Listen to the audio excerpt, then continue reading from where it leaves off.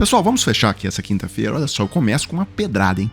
Uma live do Marcos Duval, ele dizendo que a OpenAI, que é aquela empresa que faz o ChatGPT, dizendo que contratou ele porque ele tem um QI muito acima da média, então que a OpenAI precisa da inteligência dele para rodar o ChatGPT. Eles me colocaram entre os 10 mil mais inteligentes do planeta. Eu tenho que levar a sério isso, porque eu entrei em contato e o CEO da OpenAI pediu para que eu fosse lá no Vale do Silício, na Califórnia. Ele quer conversar comigo pessoalmente. E conversando com outra pessoa para tentar levantar o quê?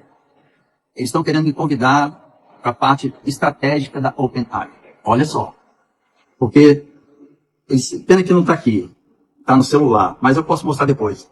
Eles colocaram assim: Senador Duval, não pense que é você que está interessado em nós. Somos nós que estamos interessados em você. A sua capacidade intelectual é raríssima. Ainda mais quando você utiliza seu hiperfoco, você bate os 150, que é o topo. Aí sabe no documento que está escrito. Pena que eu não imprimi aqui, porque está no celular.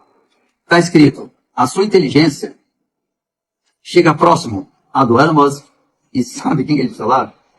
Leonardo da Vinci.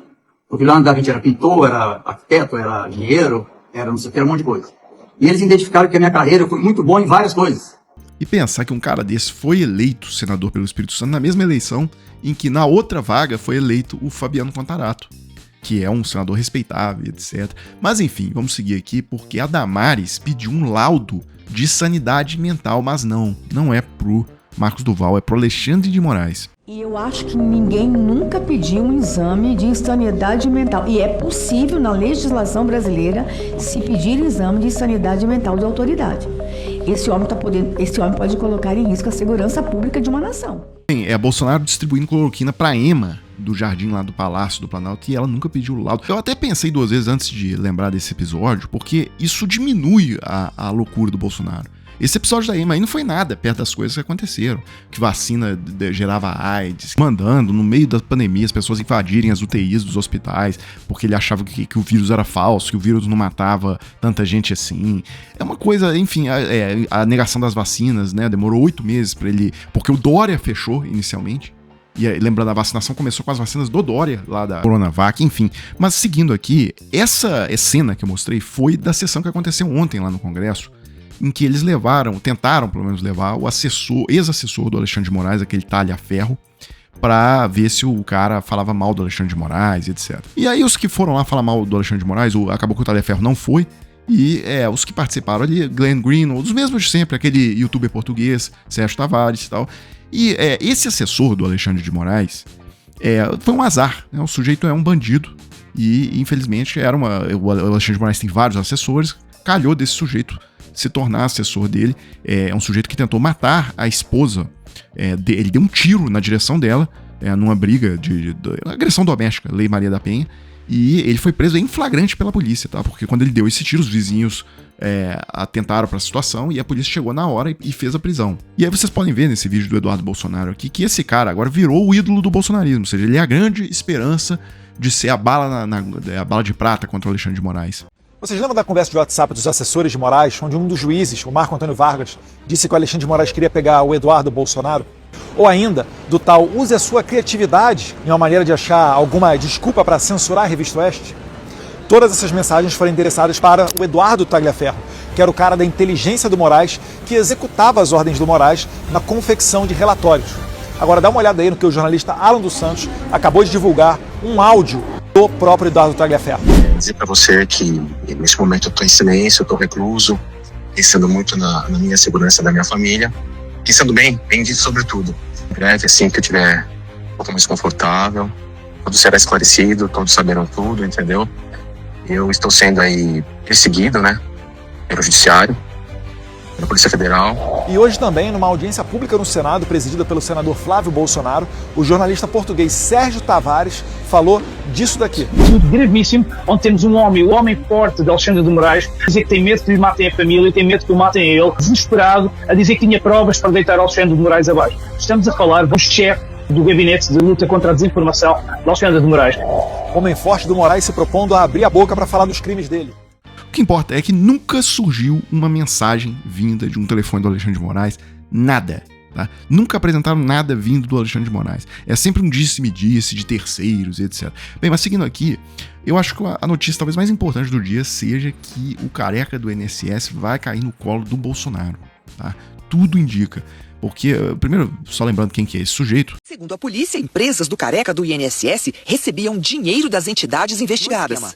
A PF afirmou que pessoas físicas e jurídicas relacionadas a Antônio Carlos Camilo Antunes receberam 48 milhões de reais diretamente de entidades associativas. E aí, por que ele vai cair no colo do Bolsonaro? Olha só, já tinha aquela notícia divulgada ontem que ele doou R$1 à campanha do Bolsonaro em 2022. Essa informação, inclusive, consta lá no site oficial, no TSE e etc.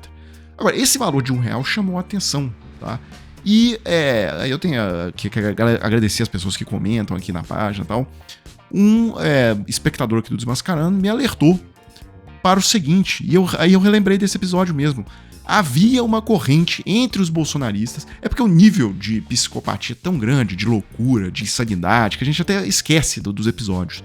Mas existia uma corrente em grupos de WhatsApp bolsonaristas que criaram ali, na eleição de 2022, um movimento para se doar R$1 para o Bolsonaro, e isso serviria como comprovante do número de pessoas que queriam votar no Bolsonaro. Então, por exemplo, se eles conseguissem ali 60 milhões, 70 milhões de pessoas diferentes doando R$1 cada uma para o Bolsonaro, isso serviria como um comprovante de que tinha 70 milhões de bolsonaristas no país, então teria que o Bolsonaro ter pelo menos 70 milhões de votos. A lógica era essa. Isso serviria, esse comprovante de Pix, serviria como o comprovante impresso eleitoral. Tá?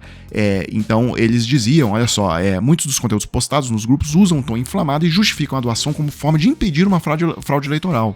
Eles diziam, vamos nos tornar estatística no TSE, e uma campanha nacional para computar os apoiadores de Bolsonaro e servir de parâmetro para uma possível comparação com a quantidade de votos recebidos na eleição. São outras frases que dão o tom à campanha nos grupos para incentivar as doações. Pronto. Então, na verdade, pessoal, o que nós estamos falando aqui é o seguinte, o careca do INSS é bolsonarista, mas assim, daqueles bolsonaristas mais psicopatas, aqueles caras daqueles grupos, do esgoto mesmo, dos grupões de WhatsApp, porque imagina um cara que estava nesse nível de doutrinação, tá? O cara que estava fazendo doação de R$1 para servir de comprovante por causa da fraude eleitoral. Então o cara é bolsonarista no último nível.